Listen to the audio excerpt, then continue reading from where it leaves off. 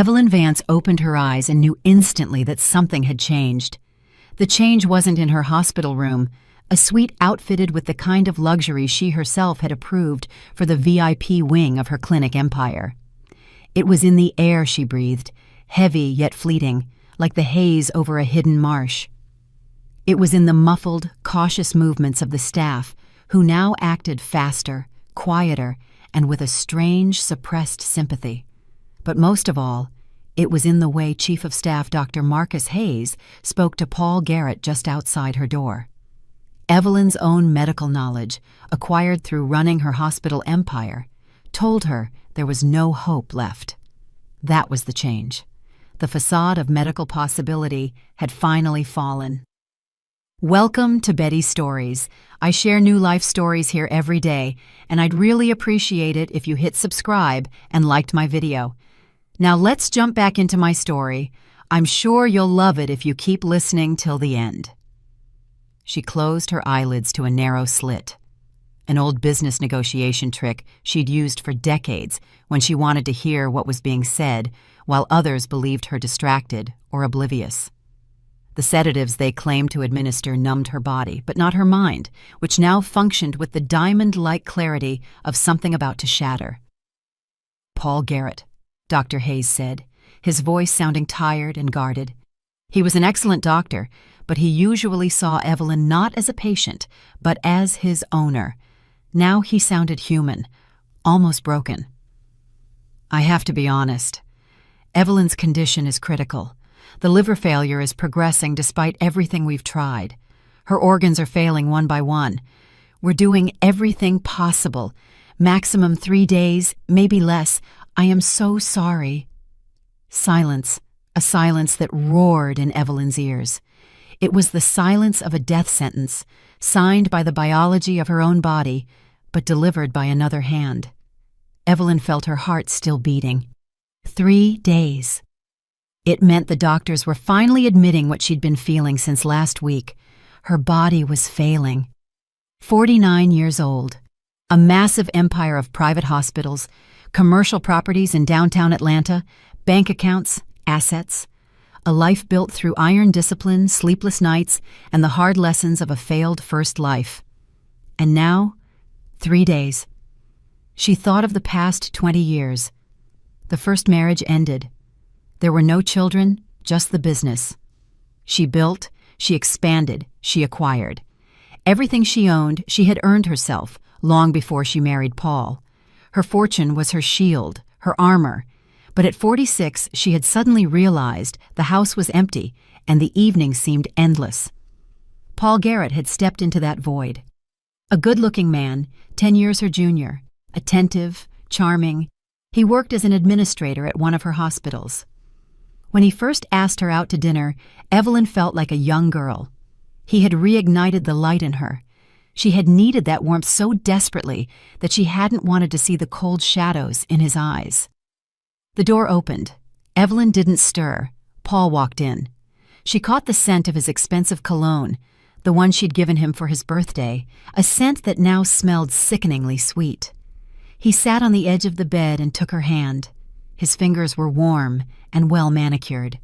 Evelyn's breathing grew shallow. She felt every muscle in her body tense internally, while outwardly she simulated the perfect relaxation of a sedated patient. He believed she was unconscious due to the strong medication. The nurses had told him so this morning. What happened next, Evelyn would remember until her last breath. Paul squeezed her palm, stroked her wrist with his thumb, and whispered almost tenderly, yet with an icy hardness underneath, "Finally, I've waited for this for so long. 3 years of waiting, 3 years of patience, waking up every morning to look at that cold, busy face, holding this hand, touching this body whose only worth was the money it controlled." Evelyn tensed inside, but her body did not betray her. She lay there, a stony image of calm, while a storm of horror and rage raged within her. "Your house, your millions," Paul continued, and there was an emphasis in his voice she had never heard before. It wasn't love, not care, not even neutral respect. It was pure, unfiltered scorn and triumph. "It all belongs to me now. 3 whole years. For 3 years I've played a role, listening to your moral lectures about business and responsibility, smiling at your friends, lying in bed with you. 3 years of contempt, hidden behind expensive cologne and purchased attention. Do you know how much I hated you, Evelyn? Your arrogance, your know-it-all attitude? You thought you bought me, didn't you? A young, handsome man for your empty life? But I had a much better plan." Paul laughed softly, an ugly, grating sound. He leaned closer, and Evelyn smelled the slight hint of alcohol he often drank in the mornings, a sign of his internal emptiness. "And now it's finally over. The tea was a masterpiece, a minimal dose every day. So subtle, so slow. They blamed it on stress, on overwork, on your age. A perfectly executed plan, Evelyn. No one will ever find out. You will die, and I will inherit everything you worked so hard for." He stood up, released her fingers, almost impatient now that the mask had fallen, adjusted the blanket with feigned concern, and walked out.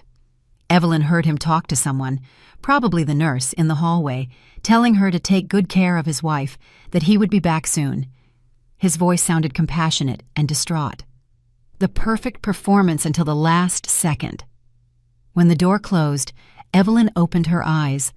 The ceiling blurred not from weakness, but from rage so hot it coursed through her body, because everything that had happened in the past few months suddenly clicked into a clear picture. The gradual deterioration of her health, first slight nausea, then weakness, dizziness. The doctors blamed it on stress and overwork. She had thought so herself. How stupid she was to trust him, the man who had presented himself as a rescue from loneliness.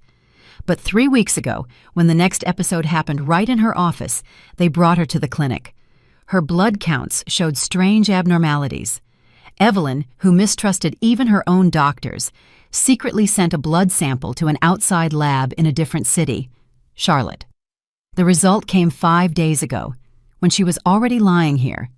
The toxicological analysis detected traces of a substance that shouldn't have been there, a rare drug used in palliative medicine to ease the suffering of the terminally ill.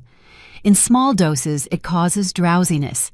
In large doses, it leads to liver failure and subsequent organ shutdown. Evelyn hadn't wanted to believe it then. She dismissed it as a lab error and requested a repeat. The second analysis confirmed it. And now, after Paul's words, there was no doubt. She was systematically poisoned, for months. The realization was a shock that turned her rage into cold, calculated determination. She would not die before she had taken everything from him, everything he had murdered her for. Evelyn tried to sit up, but her body would not obey. Her hands trembled. She lay there, staring at the ceiling, trying to formulate a plan. 3 days. If the doctors were right, she had 3 days left to put everything in order. She knew Paul, knew he was handsome, charming, and internally empty. But she thought a comfortable life would be enough for him. How foolish she was. He wanted more. He wanted everything. And he had underestimated how sharp her mind was, even as her body failed. She needed an outsider, someone invisible, someone who had no ties to her old life. Evelyn slowly turned her head toward the door. Someone was handling a bucket in the hallway. She heard water splashing, the scrape of a mop. She called out softly, "Girl?" Her voice was rough and much weaker than she intended. The noise stopped. After a few seconds, the door opened a crack, and a cleaning woman peered in. A young, petite black woman with dark hair clipped at the back of her head. Her face was plain, friendly, without makeup. Evelyn had seen her before. She wiped the floors in the hallway, changed the linens, emptied the commode. Hard, thankless work. Evelyn saw the fatigue deep in her eyes, but also a suppressed strength. This girl had been pushed into a corner by life. "Are you feeling unwell?" The young woman stepped closer, concerned. She smelled faintly of disinfectant and damp cloth. "I'll call the nurse immediately." "No need." Evelyn forced herself to speak clearly. "What is your name?" "Chloe. Chloe Jefferson. Chloe, close the door. I need your help." The girl was confused. Her eyes widened slightly, but the sternness in Evelyn's gaze made her obey. She closed the door. She came closer and looked into Evelyn's face. Are you okay? Do you need a doctor?" "I'm fully conscious." Evelyn looked into her eyes. "And I need you to do something for me. Do not tell anyone I am lucid. Not my husband, not the doctors. But call my attorney, Jason O'Connell. His number is in my cell phone, in the nightstand. Tell him Evelyn Vance asks him to come immediately. Personal matter." Chloe shook her head, her hands beginning to fidget. The fear of losing her job was greater than her curiosity. "I can't do that. That's not my job. If they find out—" "If you do everything I say—" Evelyn paused to gather strength. The effort of speaking was enormous. "You will receive enough money to never work as a cleaner again, never mop strange floors or empty commodes again. I mean it. I know you have debt, Chloe. I know you cared for your mother until her last breath and are bearing the costs of that care. This amount will pay off all that and more." The girl looked at her in disbelief, but something sparked in her eyes. Hope. Desperation. Evelyn saw that this girl was clinging to any straw. Chloe thought of the monthly payment for her deceased mother's nursing home that she still had to pay off, of the empty pantry in her small apartment. You're serious about this?" Her voice was barely a whisper. "Absolutely. But we have little time. Call O'Connell. Now." Chloe hurried to the nightstand and took out the phone. It was the latest model, heavy and cool in her hands. Her fingers trembled as she scrolled through the contacts. She found the name and pressed call. Evelyn heard long rings. Finally, someone picked up. "Mr. O'Connell, excuse me, I'm calling from the hospital. From Evelyn Vance. She asks you to come urgently." The lawyer asked something. Chloe swallowed. "Yes, she is conscious. She says it's a very urgent, personal matter." She sounded like she was reciting a secret oath. She handed the phone to Evelyn.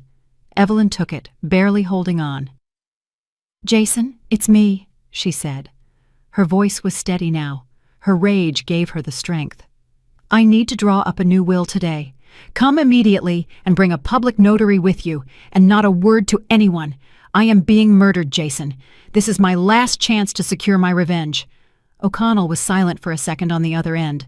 Then he answered briefly, his voice metallic. "I'm on my way. I'll be there in about an hour. I'll bring Tiffany and everything necessary." Evelyn gave the phone back to Chloe. "Thank you. Now just wait here and be quiet. When he arrives, stay as a witness. Do you understand?" "But why me? Why do you trust me?" Chloe was overwhelmed by the sudden intimacy and weight of the situation. Evelyn smiled weakly, an expression of cold pleasure on her pale face. "Because you are an outsider. You are not part of my circle. My husband cannot buy you or intimidate you. You are uninteresting to him. You have no loyalties he can break, and I need you exactly as you are. Pure, desperate, ready." Chloe sank into the chair by the wall, horrified by what was happening. The realization that she held a wealthy woman's life in her hands was overwhelming. Evelyn closed her eyes and gathered her strength. 1 hour. She had to hold on. Inside, she repeated Paul's hateful words. Those words were her fuel. The time passed agonizingly slowly. Dusk was settling outside. The October day was ending early. The hospital light shone cold and relentless. Chloe sat silently, occasionally glancing at Evelyn. She no longer saw Evelyn as her boss, but as a dying enigma who was opening the door to a new life for her. Exactly on the hour, the door opened and Jason O'Connell stepped in. A 54-year-old fit man in a suit whose eyes betrayed the sharpness of an experienced lawyer. He had been Evelyn's rock, and his expression was now serious, almost grim. He was followed by his assistant, Tiffany Morrow, 25 years old, with a tablet in her hand and an alert expression. O'Connell's first action was to scan Chloe by the wall with a quick, assessing glance. "Evelyn Vance." O'Connell approached the bed and looked at her face. What's going on? Close the door, Evelyn commanded. Sit down and listen carefully. I have no time for pleasantries or surprises. O'Connell nodded to Tiffany, who closed the door. Chloe remained standing by the wall, her breathing shallow, as if afraid to move. O'Connell noticed the tears in her eyes and her pale skin, silently noting these details. O'Connell sat down and pulled out a voice recorder. "May I record this, for legal clarity?" "Yes, you may. I want every word documented." Evelyn told him briefly and clearly, but her voice was filled with cold anger about the test results, the toxic substance in her blood, and Paul's words half an hour ago. She spoke of Paul's triumphant look, of the moment she realized she wasn't sick, but being murdered. O'Connell listened without interrupting, but his face grew harder and harder. The news of the poisoning didn't completely surprise him, but Paul's open display of triumph did. "Do you have the analysis reports in your safe at home?" "Yes. The code is my mother's birthday. Get them and make copies. That is the evidence against him." "That is the basis for a criminal case," O'Connell said slowly, his voice deep. "But first, we must secure your will, or the entire estate will fall to your husband by law. Legal logic must precede human revenge." "That is exactly why I called you. I want to leave everything to this young woman." Evelyn indicated Chloe with a weak movement of her head. "Chloe Jefferson, and she will pay you generously for your services. We will include that in the will as well." O'Connell turned and scrutinized the cleaning woman. Chloe was deathly pale, but nodded in agreement. The thought of becoming a multimillionaire was too abstract, but the idea of denying Paul the inheritance began to produce a cold satisfaction in her. But why her? O'Connell's question was professional, but also personal. "Because she is here, because I trust her, and because I have no time for doubts. My entire estate is premarital property. I have no children. It is mine, and I can dispose of it as I wish. Draw up the will so that Paul cannot contest it. Secure it against every legal attack." O'Connell nodded, his thoughts racing. "We need a notary and a doctor to confirm your capacity to execute the will at the moment of signing. Without that, the will is vulnerable. Organize it today, immediately. I need an independent witness who gives Garrett no grounds for attack." "All right. Tiffany, call the on-call public notary and find an independent neurologist or psychiatrist from another hospital. They must come immediately. Ensure this doctor has no contact with Hayes." Tiffany went out and took out her phone. O'Connell turned to Chloe. His gaze was insistent. "Ma'am, do you understand what is happening?" Chloe nodded uncertainly. "Not entirely. It's terrifying. You will inherit the entire estate of Evelyn Vance. The house, the hospitals, properties, accounts. You will be a very rich woman, but you will also become a target for her husband. He will try to contest the will. Perhaps he will try to intimidate you or bribe you. Or worse. We are talking about a murderer here. Are you ready for that?" Chloe was silent. She took a deep breath, feeling the pounding in her temples. The possibility of never being hungry again was a powerful incentive. "Do I have to be?" "Yes, because we will do everything right legally, but psychologically it will be a war. He will not leave you alone. You must be steadfast, Chloe." Evelyn interjected, her voice now very weak. "Chloe, I am not asking you to be a saint. Once you have the money, do what you want with it. But I ask you one thing. See this poisoning through to the end so he goes to prison, so he doesn't kill anyone else, and reward generously everyone who helps you. Do you promise me?" The girl looked at Evelyn, tears in her eyes. It was the last request of a dying woman. "I promise. I will seek justice for you." Half an hour later, the room gathered. The public notary, an older gentleman with a briefcase and seal, a psychiatrist from the neighboring hospital, a woman in her 50s, O'Connell, Tiffany, Chloe, and Evelyn herself. The atmosphere in the room was tense, solemn, and shadowed by the anticipation of death. The notary looked at Evelyn with respect, witnessing how she was using her last hours to stage an act of revenge. The psychiatrist conducted a quick but thorough examination, asking questions. What day is it? Where are you? What is the name of the President of the United States? Evelyn answered clearly. The doctor noted on the form, after checking Evelyn's pupils and evaluating her response. Patient is oriented in time, space, and to person. Consciousness is clear. Legally capable to execute a will. Signature, stamp. The final legal hurdle was cleared. The notary opened his laptop and began typing the text of the will. He read it aloud. I, Evelyn Vance, of sound mind and memory, bequeath my entire estate as it belongs to me on the day of my death to Chloe Jefferson. He looked up. Ms. Vance, are you aware that you are disinheriting your husband? Yes, I am aware. That is my express wish. Are you acting of your own free will, without coercion? Yes, I confirm. Evelyn's eyes fixed on the notary, dispelling any doubt about her resolve. The notary nodded and printed the form with a portable mini-printer. O'Connell filmed the entire process with his cell phone camera. Evelyn signed with a trembling hand. The notary affixed his seal and attested to it.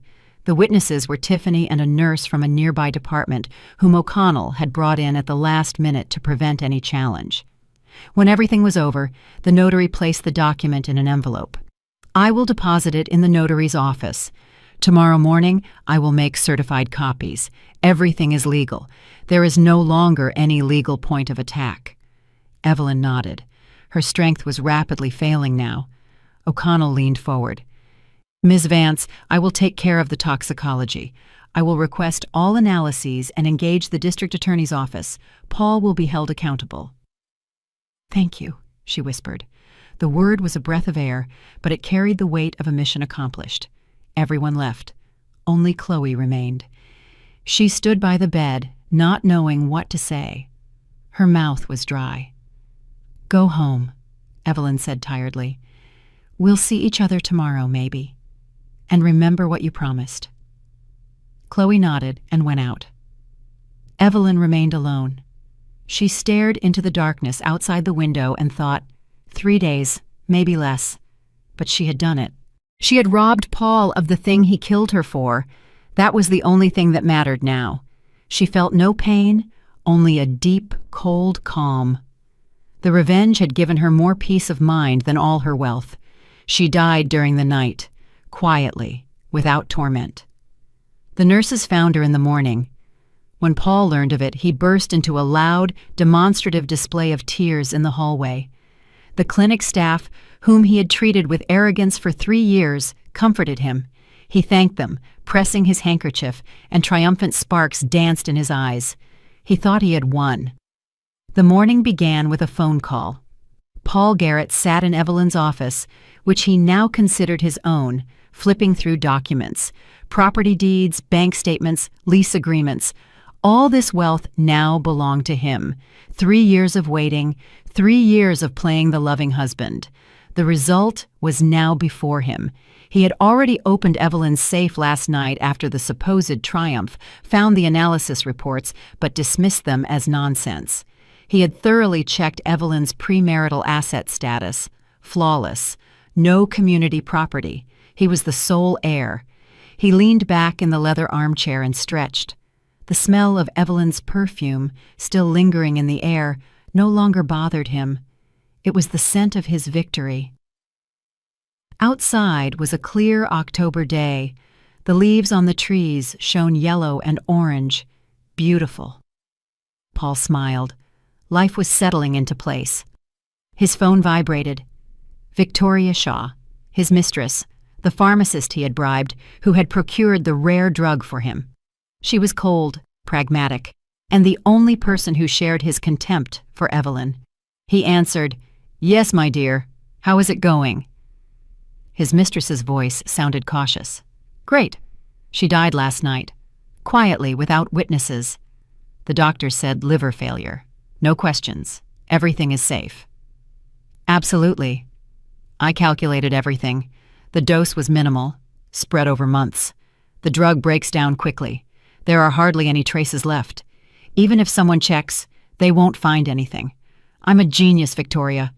Who looks for murder when someone dies of organ failure at 49? Victoria was silent. She wasn't as certain of victory as he was. And the will? What will? She didn't draw one up, I checked. The entire estate is from before the marriage. No children. So I inherit as the husband. The law is on my side. He radiated self-satisfaction. I hope you're right. Paul, don't wait too long. Take care of the formalities and then let's disappear. Vivi, don't be nervous. In 6 months, I'll have everything sorted, sell the hospitals and properties, and we'll move away. Anywhere you want, overseas. The money is enough for several lifetimes. We'll open a clinic in the Caribbean, but just for ourselves. Victoria sighed. Good. Just be careful. Take it slow. Play the mourner. People need to believe you are devastated. I am a professional, Paul sneered. Don't lecture me. I played the role of my life for 3 years. He hung up and went to the cabinet where Evelyn kept her collected cognac. He poured himself a glass, sipped it. Excellent. Everything in this house was excellent. And now it belonged to him. He felt like a king who had reclaimed his throne. There was a hard knock at the door. The housekeeper, an older woman with red eyes, entered. She had served Evelyn for 20 years and always looked at Paul with suspicion. Mr. Garrett, the attorney is here for you. Jason O'Connell. He's not alone. Paul frowned. O'Connell. That man had always been too smart and too observant. Evelyn had entrusted him with all legal matters. What did he want? Was he coming to settle his fees? Let him in. O'Connell appeared in the office, elegantly dressed in a suit and with a serious face. His gaze was hard and judgmental. He didn't offer his hand in greeting, just nodded. Mr. Garrett, my condolences. Thank you. Paul put on a grieving grimace. This is a tragedy. I am devastated. He gestured to the cognac. Would you like a drink to calm your nerves? No, thank you. I need to discuss some legal matters with you. It cannot wait. I'm listening. Please, have a seat. O'Connell sat down without being asked and pulled out a file. The file looked thin, but its contents already seemed ominous to Paul. Evelyn Vance left a will. Paul tensed up. Really? He had checked the safe. Had Evelyn outwitted him? A cold wave crawled up his spine. When? When did she manage that? That's impossible. She was unconscious. The entire estate that belonged to her at the time of her death has been bequeathed to another person. A pause. Paul needed a moment to grasp the meaning. The air in the room seemed to freeze. The realization hit him like a sledgehammer. He had killed for nothing. You mean, I am not the heir according to the will? His voice was suddenly thin. Ms. Vance disposed of her property differently. It was her legal right. Paul jumped up. His facade of grief crumbled in an instant. That's impossible. She was in a coma. When did she manage that? He almost screamed. Anger distorted his handsome face. O'Connell looked at him coldly. His calm was in stark contrast to Paul's panic. The will was drawn up one day before her death, in the presence of a public notary, a psychiatric doctor who confirmed her legal capacity, and 2 witnesses. Everything is absolutely lawful. We took every legal precaution you can imagine. To whom? Paul asked. He felt his back turn cold. To whom did she leave it? My cousin? A foundation? That will be announced tomorrow at 10 o'clock at the notary's office. Your attendance is mandatory. O'Connell's eyes briefly sparkled. I will contest it. Paul slammed his fist onto the polished mahogany desk. The cognac glass rattled. She was not of sound mind. She was sick. This is a farce. We have a doctor's certificate confirming her full legal capacity at the moment of signing. There is a video recording and the statements of the notary. She was mentally lucid, Mr. Garrett. O'Connell stood up. I advise you to prepare yourself morally and hire your own attorney. The will is a fortress. He left without saying goodbye. Paul remained alone, breathing heavily. A will. How dare she? How had she managed it? He grabbed the phone and dialed Victoria's number. We have a problem. A huge problem. Evelyn tricked us. The next morning, Paul appeared at the notary's office. He had barely slept. Victoria Shaw accompanied him. He introduced her as a family friend supporting him in this difficult hour. She wore a dark suit and nervously looked around. The notary, the same older gentleman, received them in his office. O'Connell and his assistant, Tiffany Morrow, were already seated there. "Where is the heir?" Paul asked sharply, his voice slightly trembling. He expected to see a distant relative or a business partner. "The heiress sent a representative," the notary replied. "Her interests are represented by Attorney O'Connell, based on a notarized power of attorney." "Who is she? Where is she?" The notary opened the file and pulled out the document. He looked at Paul with a mixture of pity and contempt. "According to the will of Evelyn Vance, the sole heir to her entire estate is Chloe Jefferson residing—" "Who is that?" Paul couldn't believe his ears. "I have never heard of her." Disbelief gave way to stark horror. "The cleaning lady from the hospital where your wife passed away," the notary confirmed dryly. Victoria gripped Paul's arm and squeezed it to warn him not to completely lose his composure. He swallowed his rage and forced himself to speak calmly. "That's absurd. Evelyn didn't know this girl. How could she leave everything to her?" O'Connell answered casually, as if commenting on the weather. "The testatrix is entitled to bequeath her property to any person she wishes. The law does not require a justification of motives, but I can assure you, Ms. Vance had very clear motives." "But she was sick, not of sound mind." Paul clung to the only straw left. "On the contrary." O'Connell placed the psychiatric evaluation on the table. "Here is the report from the psychiatrist who conducted the assessment immediately before the will was signed. Conclusion: legally capable, consciousness clear, free will. A video recording of the process also exists. The notary personally recorded her will. Everything is impeccably drawn up." Paul felt the ground sinking beneath his feet. His face was ashen. "And what about me?" The notary patiently explained the obvious. "Your wife's assets were acquired before the marriage. Therefore, they are not community property. As the surviving spouse, you are only entitled to your share of the property acquired together. That is what you bought or earned during the 3 years of marriage. The house, the hospitals, the commercial properties, the accounts, all of that belonged to Ms. Vance before the marriage. By the will, these assets transfer to Ms. Jefferson." "You mean I get nothing?" Paul's voice was a whimper. "You have your salary from the 3 years, your personal savings, the car registered in your name. That is your share of the jointly acquired property. Ms. Vance ensured you are absolutely destitute." Paul was silent. His head was buzzing. 3 years. For 3 years he had poisoned her, pretended, been patient. For what? So some damn cleaning woman could get the millions. The revenge was perfect. "Where is she?" he asked quietly, dangerously quiet. "Ms. Jefferson has accepted the inheritance through her representative," the notary replied. "Her whereabouts do not need to be disclosed to you." "I want to talk to her. I will make her an offer she cannot refuse."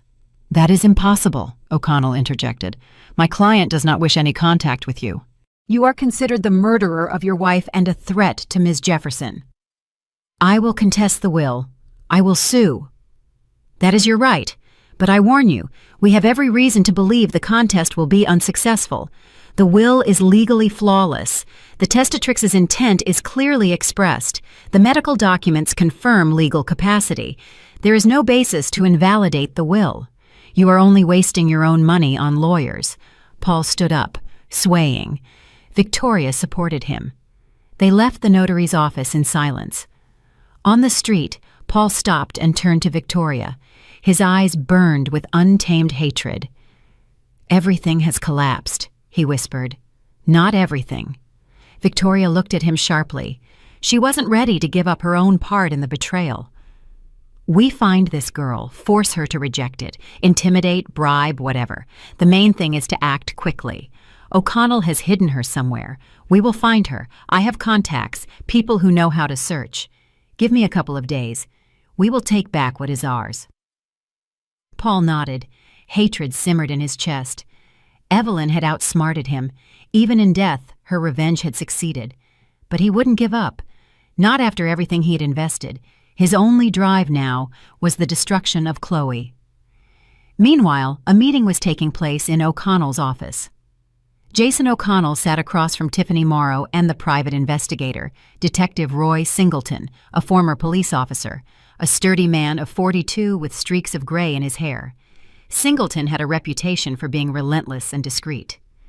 "The situation is as follows," O'Connell began. "Chloe Jefferson is safe. She has moved to a neighboring region, Charlotte, rented a room, and taken a temporary job. But Garrett will look for her. He won't stop. He is dangerous and desperate." "What can he do?" Tiffany asked. "Intimidate, bribe, force her to renounce the inheritance. In the extreme case, if she refuses, physically eliminate her. We are dealing with someone who systematically poisoned his wife. He is capable of anything. We must not only protect Chloe but also neutralize him legally." Singleton nodded. He had studied Evelyn Vance's case files and was impressed by her foresight and intelligence. "I will check all the hospital surveillance cameras. I will trace who had contact with Ms. Vance in the last months. I will check the pharmacies for what Garrett purchased, what medications. If he poisoned her, traces remain. There are always traces." "Good. Another point. We need the criminal prosecution.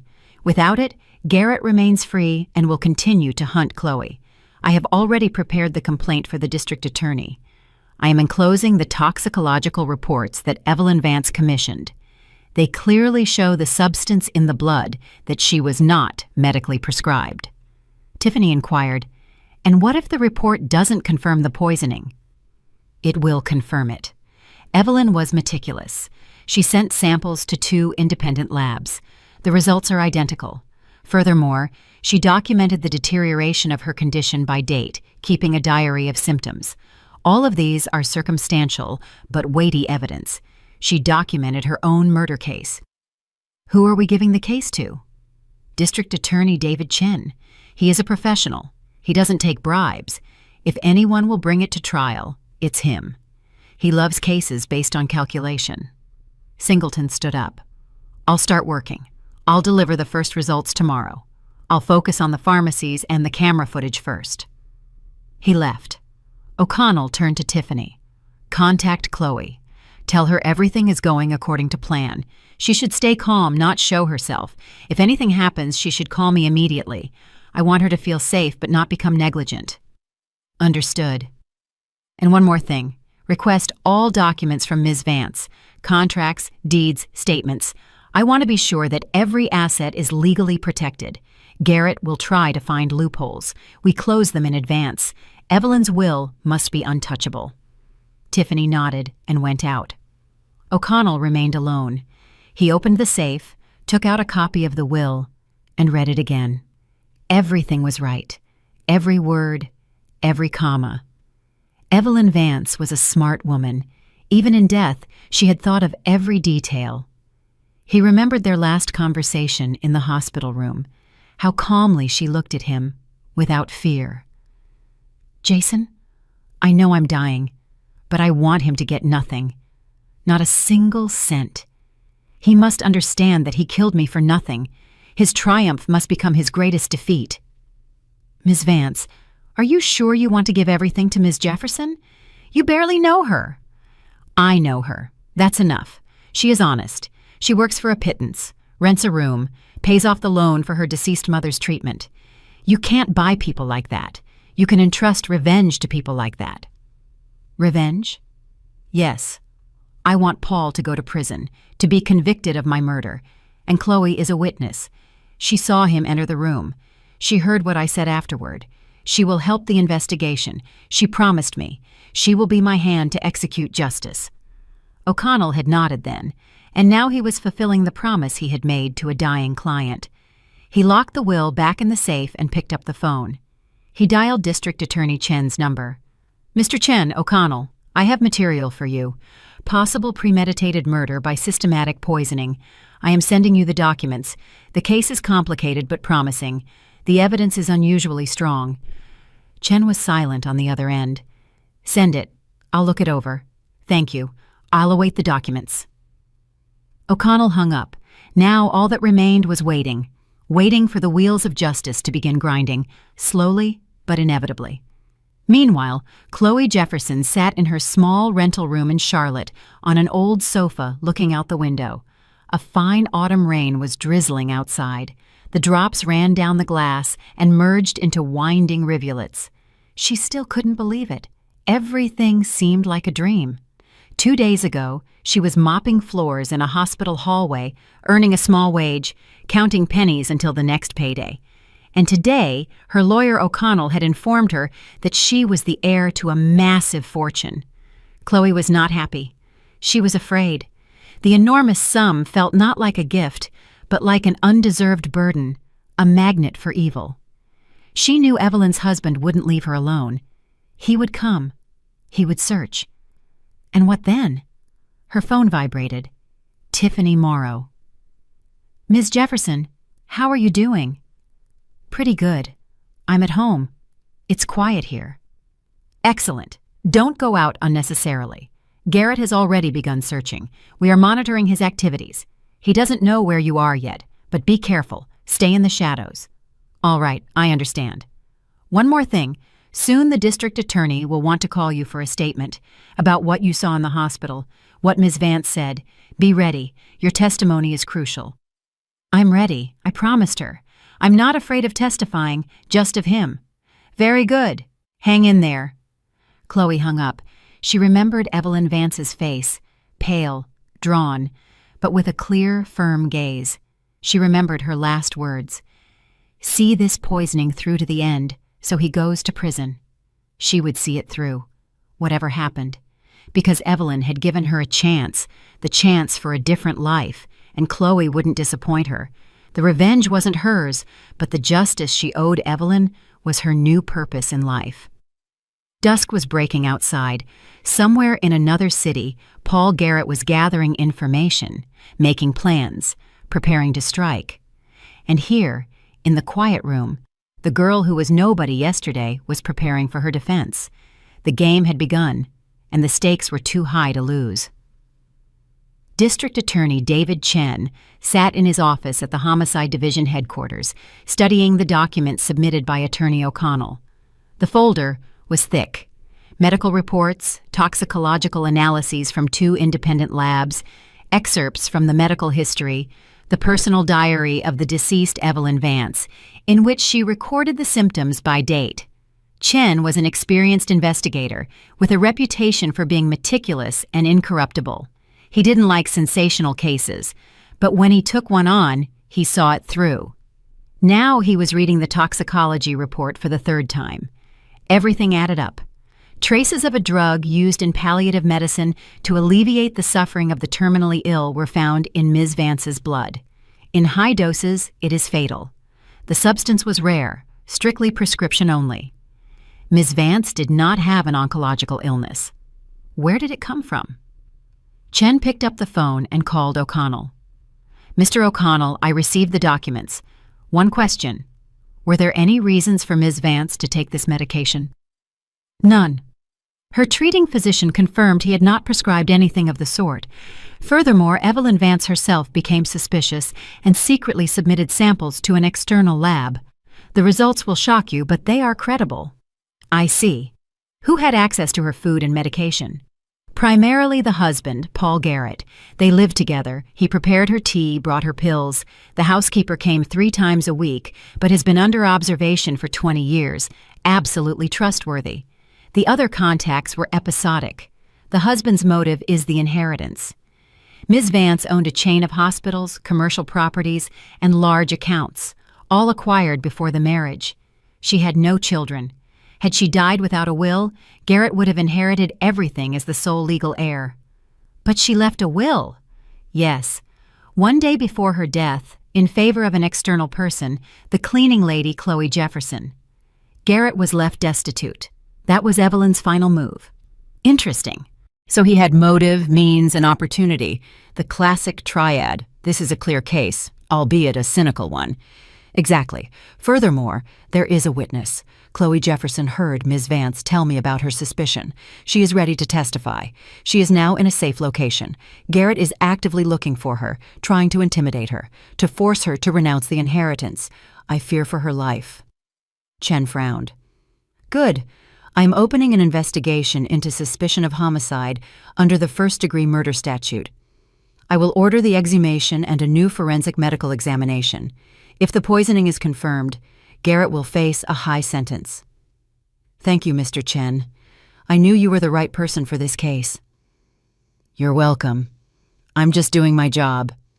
Chen hung up and began drafting the order to open the investigation. Tedious work lay ahead, but he liked such cases.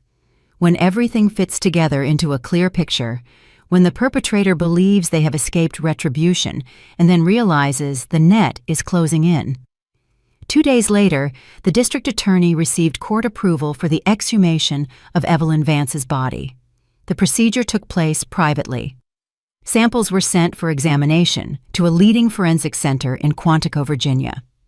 While the experts worked, Chen began collecting circumstantial evidence. He instructed his assistants to analyze the surveillance camera footage from pharmacies in the area where Ms. Vance lived. The task was simple, to find out if Garrett had purchased the drug in question. The result came after 1 week. In a recording from one of the private pharmacies, Paul Garrett was clearly visible. He approached the counter, spoke with the pharmacist, gave money, and received a package. The date was 2 months before Ms. Vance's death. Chen called the pharmacist in for questioning. A nervous, frightened woman in her 50s. Do you remember this man? The district attorney showed a photo of Garrett. Yes, I remember. He came several times. He bought the palliative therapy medication. He said his mother had cancer. The doctors had allowed him to administer it at home so she wouldn't suffer. The pharmacist lowered her gaze. The lie was clearly painful for her. Did you have a prescription? The pharmacist turned pale. No, he said he lost the prescription. He offered to pay more. I agreed. I needed the money. It was a mistake, I know. How often did he buy it? 4 or 5 times. I don't know exactly. Chen nodded. Do you realize that you violated the law? The sale of prescription drugs without a prescription. And if this drug was used to kill someone, you are an accessory. The woman wept. I didn't know. I swear I didn't know. Write a statement. Admit it voluntarily. That will mitigate your guilt. But you will have to testify in court. She nodded, wiping away her tears. Chen dictated the protocol to her. She signed. Another thread leading to Garrett was documented. Simultaneously, private investigator Roy Singleton conducted his own investigation. He requested all surveillance camera footage from the hospital where Ms. Vance was admitted. He examined who went into her room, when, and for how long. Paul Garrett was regularly seen bringing fruit and flowers, sitting by the bed. On the cameras, he looked like a model husband, but one day, Singleton noticed a detail. Garrett entered the room with a thermos. He stayed for 10 minutes. He left without the thermos. An hour later, the nurse came to collect the dishes. The thermos was empty. Singleton requested the medical records. On that day, Ms. Vance's condition had deteriorated rapidly. Nausea, weakness, confusion. The doctors blamed it on the progression of the illness. The detective found the nurse and conducted an unofficial interview with her. Do you remember the day? Garrett brought his wife tea in a thermos. Yes, I remember. Ms. Vance drank a little and then said the tea tasted bitter. I thought the infusion was too strong. And what did Garrett say? Nothing. He smiled and said she had always been picky. He seemed unperturbed. Singleton noted the statement. Another building block for the indictment. It showed the perpetrator's method and cold-bloodedness. In parallel, he tracked Garrett's actions after the will was announced. Paul had hired people, 2 strong men from a private security company. They scoured the city, questioning Chloe's former colleagues, neighbors, acquaintances. They were desperately searching for her whereabouts. Singleton reported to O'Connell, Garrett has become active. His men have already found out that Chloe rented a room on the outskirts of the city. They questioned the landlady. She said the girl moved out a week ago and didn't leave a new address. They will find her sooner or later. We must act before they do. Yes, they have the resources. We must preempt them. I suggest arranging a meeting between Chloe and Garrett's people under our control. We record the attempt at coercion and intimidation. That will be the basis for another criminal case. Coercion to execute a transaction, threats. We use his greed as a trap. O'Connell thought about it. Risky, but a viable option. I'll talk to Chloe. She must understand the risk. He contacted Chloe Jefferson and explained the plan. The girl did not agree immediately. She was afraid. She trembled on the phone. I can't do this, Mr. O'Connell. He's a killer. He wants to kill me. But O'Connell convinced her. Chloe, they will find you anyway. It is better that it happens on our terms. And he will be convinced that you agree to hand over the estate to him. We will be nearby. The police will be nearby. Nothing will happen to you. And Garrett will be driven even further into a corner. Think of Miss Vance's wish. Fine, she said quietly. I'll do it. For Evelyn. Singleton arranged an information leak. Through an acquaintance at the security company, he passed on a hint to Garrett's men that Chloe was working in a small private lab in the neighboring city of Charlotte. The information reached Paul 2 days later. He was overjoyed to finally have a clear lead. He immediately drove there with Victoria Shaw and 2 bodyguards. The plan was simple. Find the girl, intimidate her, force her to sign the renunciation of inheritance. If she refused, exert stronger pressure. Paul was determined to force his financial rebirth, even if it meant Chloe's death. They tracked Chloe in the evening as she left the lab and surrounded her on an empty street. The air was cold and damp. It got dark early. Paul stepped forward and smiled, but it was a smile like a blade. Chloe Jefferson, finally. We need to talk. Listen carefully. The girl backed away. Paul continued without raising his voice, which made him all the more menacing. You got something that rightfully belongs to me. Evelyn was my wife. I took care of her for 3 years. And you are just a random girl who was in the right place at the right time. Do you think that's fair? Chloe remained silent. She held Evelyn's wish firmly in her heart. Paul pulled papers from his pocket. Here is the renunciation of inheritance. You sign, and I will give you $300,000. That's enough to pay off your debts and start a new life. You refuse? He nodded to the bodyguards. You will regret it, immediately. I won't sign, Chloe gasped. Her knees were shaking, but her voice was clear. Paul frowned. Victoria stepped closer and spoke sweetly, but with a cold look. Sweetie, you don't understand who you're messing with. Paul is not one to give up. If you don't sign voluntarily, he will force you, painfully. Think of yourself, your health. The money is not worth it. I said no. I made a promise to the dead, and I'm keeping it. One of the bodyguards moved forward, but at that moment, Singleton came around the corner. Behind him were 2 uniformed police officers. Halt! Police! Stay where you are! Paul froze. Victoria went pale. The bodyguards looked around confusedly. Singleton went to Chloe. Are you okay? Yes. She was shaking but held herself upright. They threatened me. They wanted me to sign the renunciation of inheritance. The police officer noted the statement. Paul tried to justify himself. We were just talking. There were no threats. This is a misunderstanding. We recorded everything. Singleton pulled Chloe's voice recorder from her pocket. Every word, including the sentence that she will regret it if she refuses. Your attempt at coercion is hereby documented. Paul realized he was trapped. The police officers drew up a report and arrested him and Victoria for questioning. The bodyguards were released with an order to appear. At the police station, Paul was detained until the morning and then released on bail. But the case was opened. Chen received the documents and initiated proceedings for coercion to execute a transaction and threat of violence. Now 2 cases were running against Garrett, the murder of Evelyn Vance and the threat against the heiress. The situation became critical. Paul's desperate greed had betrayed him. Paul returned to the house that no longer belonged to him. Victoria sat on the sofa, holding her head and wailing, Everything is falling apart, Paul.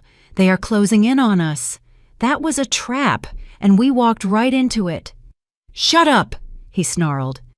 "I'm thinking. There must be a way." "What is there to think about? We have to flee while we still can." "Flee where? I have no money. Evelyn left everything to that damn girl. All I have left is my meager salary from 3 years, which is long spent. Without money, I am nobody." "Then what should we do?" Paul was silent. He knew time was running out. The district attorney was digging. The detective was gathering evidence. Witnesses were testifying. Soon he would be arrested, and then it would be all over. He needed a plan. Desperate, risky, but a plan. He had to force Chloe Jefferson to renounce the inheritance. He grabbed the phone and dialed the number of one of his bodyguards. "Listen closely. I need all the information about Chloe Jefferson. Everything you find. Where she lives, where she works, who is guarding her. I'll pay double. We're doing this personally now." The bodyguard agreed. Paul hung up. The adrenaline surged. He knew it was madness. The district attorney was already on his heels. Tomorrow, the interrogation. He could be arrested, but if he did nothing, he would lose definitively. And if Chloe Jefferson renounced the inheritance, the case would collapse. No inheritance, no motive. Without a motive, the charge is weaker. He had to force her to break her will. He packed his things, money, documents, a backup phone. He left a note for the housekeeper, saying he had gone to a friend's house for a few days. His nerves couldn't take it. He got into the car and drove to meet the bodyguard. Meanwhile, in Charlotte, Chloe Jefferson finished her workday. The lab closed at 6 in the evening. She changed clothes and went out onto the street. November had arrived. Cold wind, dampness. It got dark early. Chloe walked down the deserted street toward the bus stop. She felt a growing fear within her, a premonition of evil. Her phone vibrated. Tiffany Morrow. "Chloe, where are you?" "On my way home. Work is over." "Singleton couldn't pick you up today. He has another case. Be careful. Call immediately if anything happens. Don't stand around in the dark." "All right." Chloe put the phone away. She looked around. The street was empty, the lanterns burning dimly. She felt uneasy. She quickened her steps. Behind her, she heard the sound of an engine. A car. Chloe turned around. A black SUV was driving slowly, almost level with her. The window lowered. An unknown man was at the wheel. In the back seat, Paul Garrett. His face was a cold mask of rage and desperation. "Chloe Jefferson, get in. We need to talk. This time there are no lawyers." "No." She backed away. The SUV stopped. The doors flew open. 2 powerful men in dark clothes jumped out. One grabbed Chloe by the arm. The other covered her mouth. She tried to break free, but her strength was insufficient. She was shoved into the car and squeezed between the bodyguards. The SUV drove off. Paul turned to her. "Too bad you're so uncooperative, Chloe. We could have agreed peacefully, but now it has to be different. This is your last mistake." She remained silent, almost suffocating with fear. The scent of Paul Garrett's expensive cologne was now mixed with the stench of fear. The car drove out of the city, turned onto a dirt road, and stopped at an abandoned hangar. The place was the definition of desolation. Paul got out and nodded to the bodyguards. "Get her out, quick and quiet." Chloe was dragged out of the car and brought to the hangar. Inside it was cold and dark. It smelled of dampness and rust. The silence of the night was broken only by the wind whistling through the broken window panes. Paul turned on his phone's flashlight and illuminated her face. "Listen carefully. You have 2 options. The first, you sign the renunciation of inheritance right here, right now. I'll take you back, give you $300,000, and we part as friends. The second option..." He paused dramatically. "You will never be found." Chloe trembled. She tried to control her panic. "I am being looked for. If I disappear, you will be immediately suspected. Mr. O'Connell knows." "Let them suspect. Where there is no body, there is no crime." "And the body?" Paul grinned. "The nearby swampland is deep. Even a tank would sink there. No witness, no problems." She was silent. Paul pulled the papers from his pocket. "Here is the renunciation. Will you sign?" "No." Paul nodded to one of the bodyguards. He hit Chloe hard in the face. She fell down, hitting her knee on the concrete floor. Paul crouched beside her. His eyes were cold and empty. "Do you think I'm joking? I killed Evelyn. Slowly, methodically. I mixed poison into her tea for 3 months. I watched her waste away, and I didn't care. Do you think I will treat you differently?" Chloe lifted her head and looked him in the eyes. Blood ran from her split lip. But at that moment, fear gave way to anger and a clear sense of obligation to Evelyn. "You are a murderer, and they will put you in prison, sooner or later. Evelyn made sure of that." Paul stood up and kicked her hard in the stomach. She doubled over in pain. He crouched down again. "I ask you one last time. Will you sign?" The Mirya of the German original, the desperate one indebted to the dead woman's revenge, was silent. Paul straightened up and nodded to the bodyguards. "Get the car ready. We'll take her to the swamp. We'll take care of it there. It's her own fault." At that moment, sirens blared outside. Loud, piercing, they broke the silence of the hangar. Paul froze. The bodyguards rushed to the door, but police officers with drawn weapons were already storming into the hangar. "Stop! Police! Hands up!"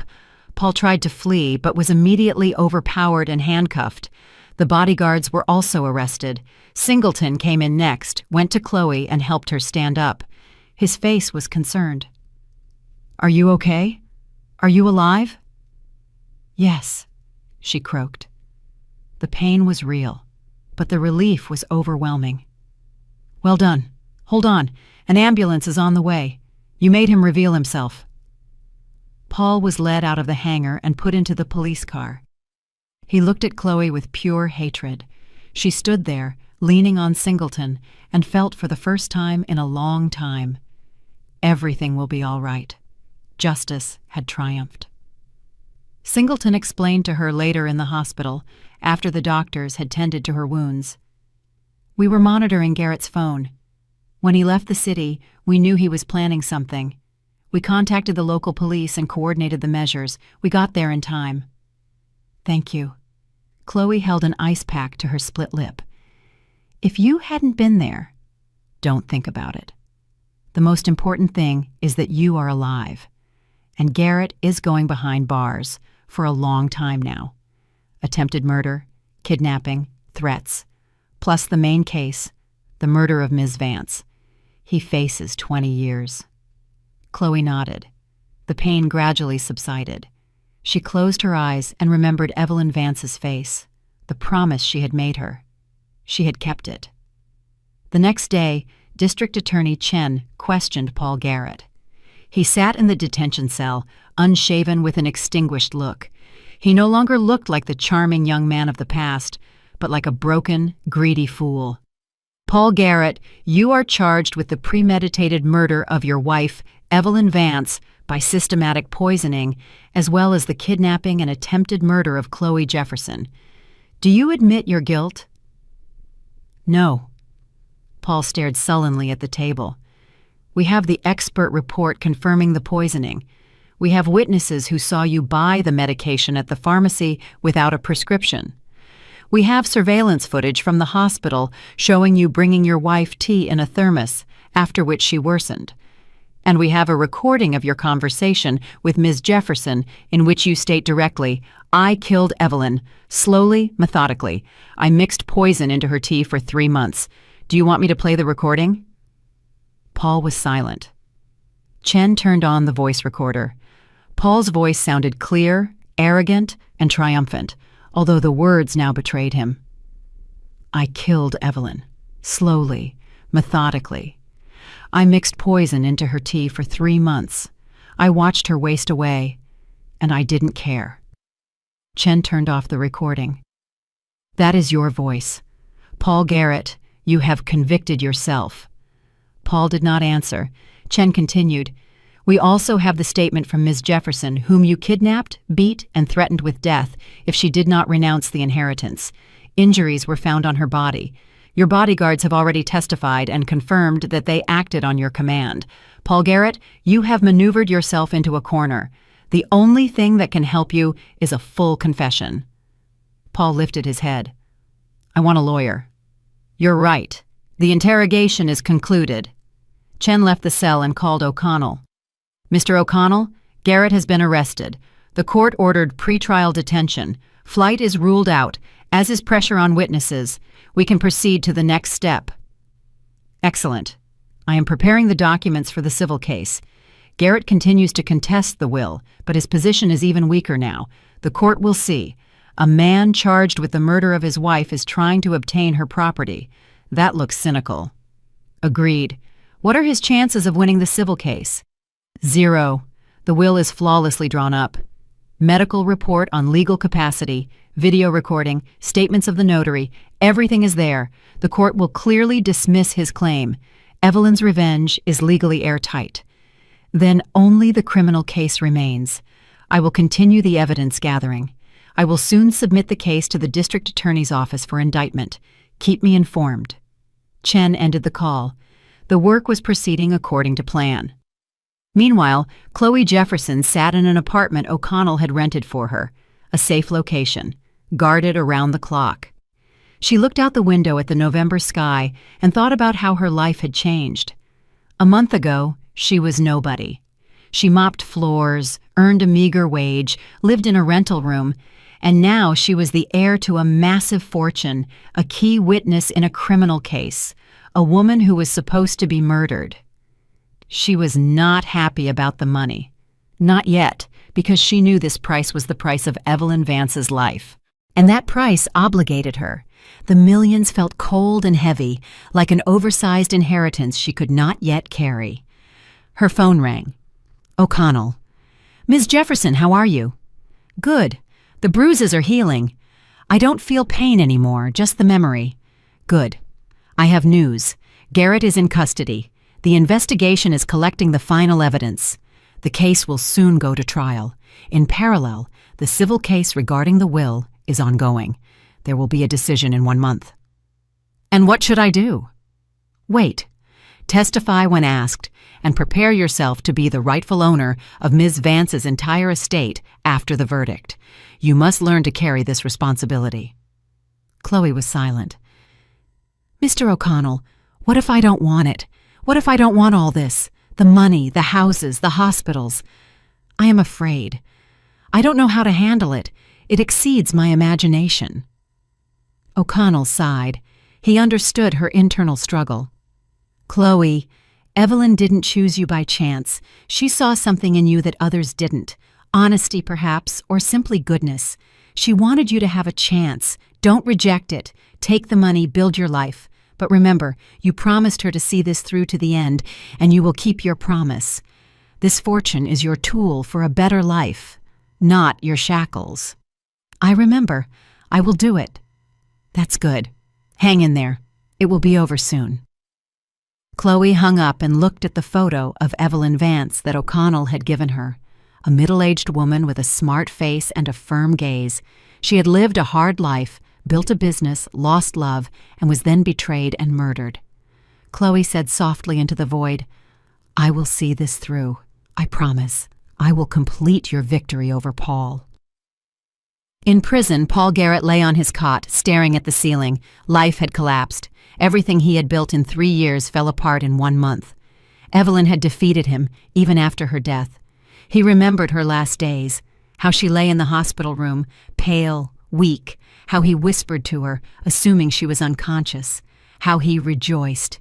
But she had heard everything, understood everything, and launched a counterattack from which he would never recover. Paul closed his eyes. The cell was cold and stuffy at the same time. Water dripped somewhere. His cellmate was snoring. Life went on, but for him it had stopped. He remembered Victoria. She had left when she sensed the danger. Smart woman, she was always smarter than him. She had used him just as he had used Evelyn.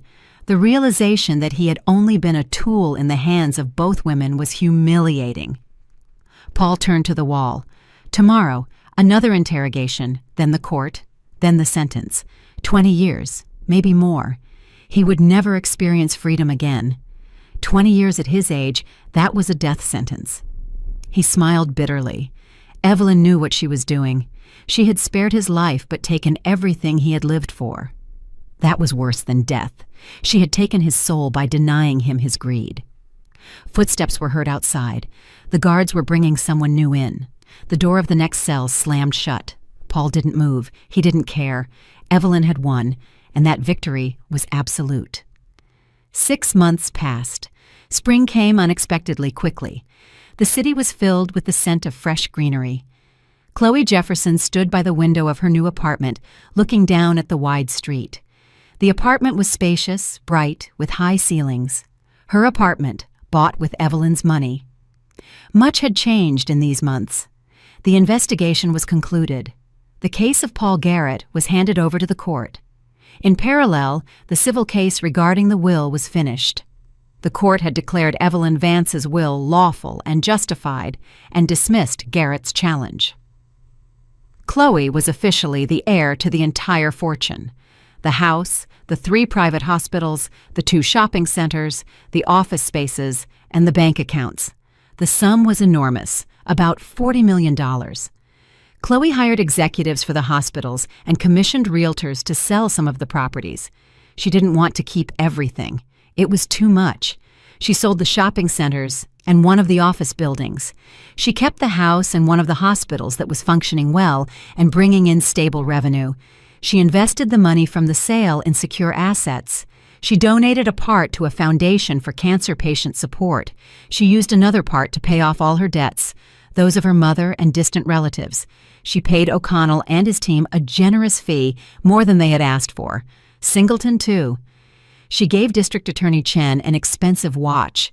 He couldn't accept money, but he accepted the gift. "Thank you," Chen said, shaking her hand. "Not everyone stands up to such pressure. You are a remarkable woman. You carried out the task of justice with flying colors." "I only kept my promise. That was my duty." "That is worth a lot," Chloe smiled. Chen left, and she remained alone in O'Connell's office. Jason O'Connell poured her a cup of tea and sat across from her. "What now, Ms. Jefferson?" "I don't know. I want to live in peace without fear, without persecution. I want to go to college, to train as a psychologist. Now I have the opportunity. I want to understand what drives people, both greed and goodness." "That is right. Evelyn would have wanted you to be happy, to rebuild your life." "I will try. I owe her that." O'Connell nodded. "If you need anything, reach out to me. I will always help." "Thank you." She finished the tea, said goodbye, and walked out onto the street. The day was warm and sunny. The city lived its normal life. People rushed to work, children played in the yards, salespeople served customers in the stores. Chloe was now part of this normal world, no longer the invisible cleaning woman. Chloe got into a taxi and gave the address. Evelyn Vance's house, now her house, stood in a quiet neighborhood, surrounded by a garden. She went inside, walked through the rooms. Everything was clean and tidy. The housekeeper had retired, but came once a week to air out and clean.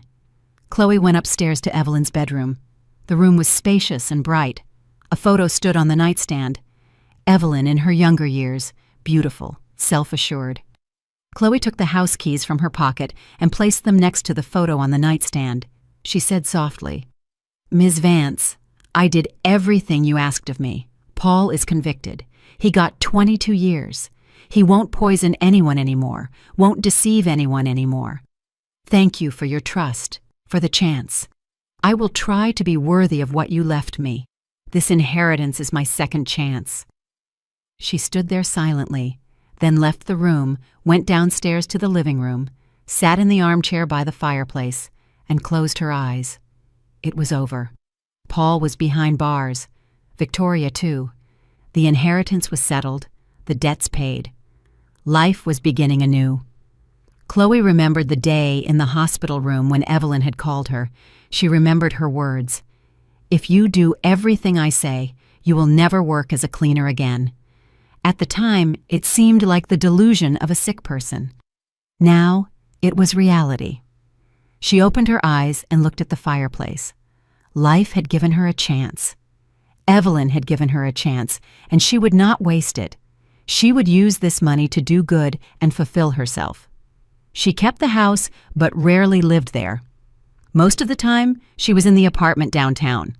The hospital was turning a profit. The executives worked honestly.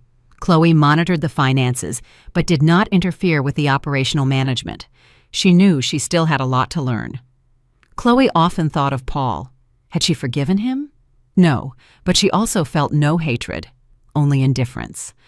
Paul was the past, along with the life where she mopped floors and lived on the poverty line. In the autumn, Chloe enrolled in college for psychology.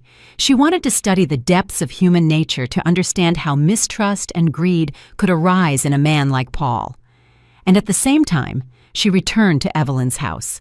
She walked through the rooms, stopping by the bedroom.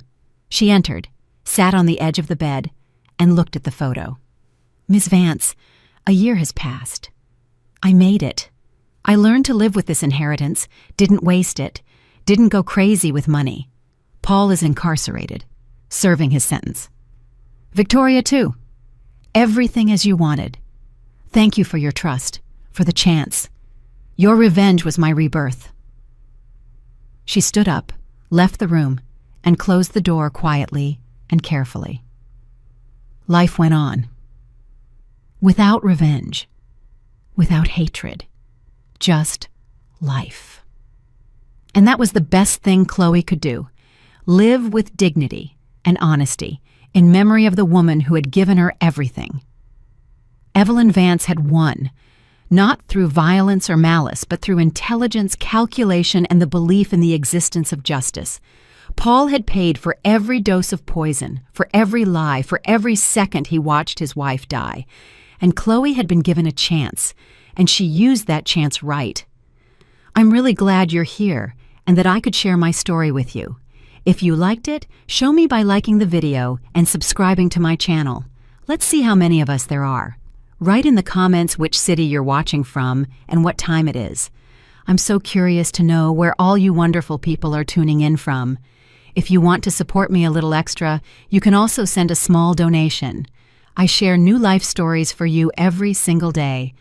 And now, 2 of my most popular stories will pop up on the screen so you can choose what to watch next.